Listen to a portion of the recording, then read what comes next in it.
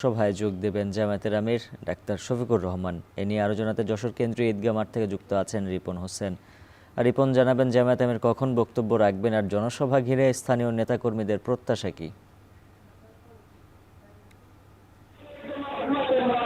এবং যে আমির শেখ তিনি বক্তব্য রাখবেন 9:30টার দিকে সকাল। ইতিমধ্যে আমির যশোরে এসে পৌঁছেছেন, যশোরে রয়েছেন, অবস্থান করছেন। সকাল 9:30টার দিকে কিন্তু তিনি বক্তব্য রাখার কথা রয়েছেন।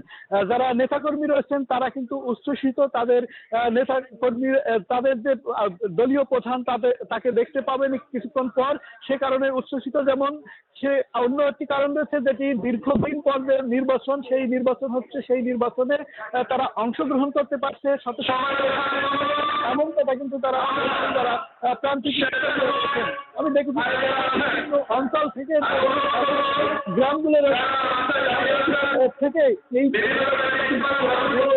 চলে এসেছে যারা।